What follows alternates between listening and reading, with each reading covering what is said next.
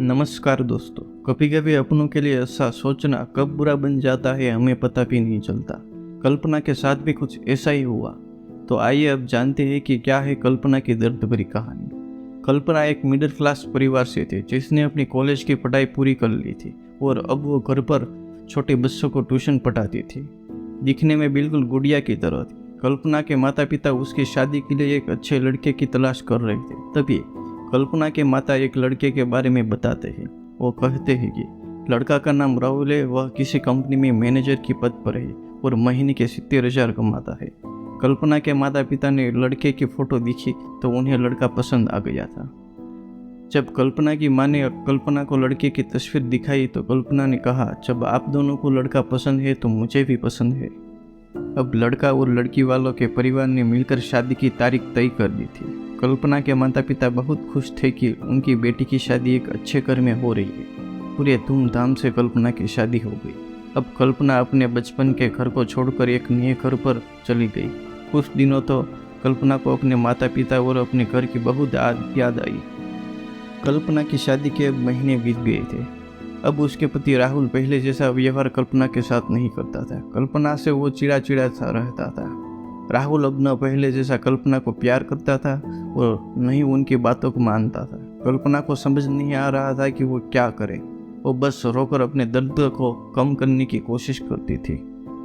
एक दिन कल्पना को पता चलता है कि राहुल सिगरेट पीने के बहाने छत पे जाता है और किसी लड़की के साथ बात करता है। जब कल्पना ने राहुल से पूछा कि आप रोजाना छत पर जाकर किससे बात करते हैं, तो इस पे राहुल ने जवाब दिया कि वो मेरे ऑफिस का फ्रेंड है, बस उसी से बात करता है और तुम अपने काम से मतलब रखो और ज़्यादा सीआईडी बनने की ज़रूरत नहीं है। होली का दिन था। राहुल के कुछ दोस्त अपने घर पर आप बुलाए थे और पार्टी की। उस दिन राहुल का एक दोस्त थोड़ा ज़्यादा ड्रिंक कर लिया और उसने नशे में कल्पना के सामने जाकर कहा, भाभी आप इतनी प्यारी और मासूम हो, फिर भी राहुल भाई दिन भर उस कमंडी नेहा से बात करते रहते हैं। आप राहुल भाई का सही से ख्याल नहीं रखते। ये सुनकर कल्पना का शक हकीकत बन चुका था। अगली सुबह जब कल्पना ने राहुल से पूछा कि नेहा कौन है और क्या लगती है आपकी, तो राहुल ने कहा, मैं तुम्हें क्यों बताऊं। तो कल्पना कहती है, मैं आपकी बीवी हूँ। राहुल ने कहा, देखो तुमसे पहले वो मेरे लाइफ में आई। कल्पना ने कहा, तो फिर मुझसे शादी क्यों किया। राहुल ने कहा, बस तुम अच्छी लगी इसलिए शादी कर लिया। कल्पना ने कहा, तो अब तुम देखना मैं उस कामिनी लड़की को कैसे सबक सिखाती हूँ।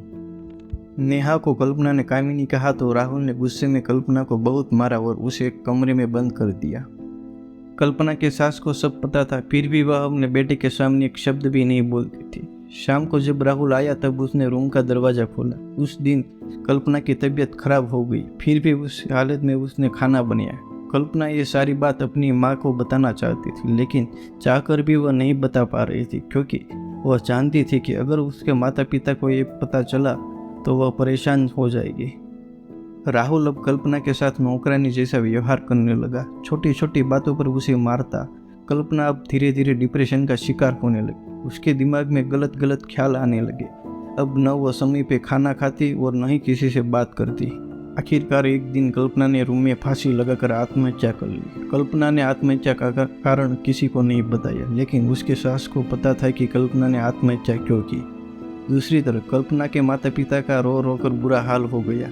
कल्पना के माता पिता ने पुलिस को आत्महत्या के कारण उसके ससुराल वालों को बताया। पुलिस राहुल और उनके माता पिता को ले गई, लेकिन पैसों के दम पर कुछ ही दिनों में राहुल और उनके माता पिता जेल से छूट गए। जीवन में अक्सर अच्छा दिखने वाला इंसान अच्छा नहीं होता। उसके अंदर कहीं न कहीं बुराई छुपी होती है और वही बुराई किसी की जिंदगी को बर्बाद कर देती है। कुछ ऐसा ही कल्पना के साथ हुआ।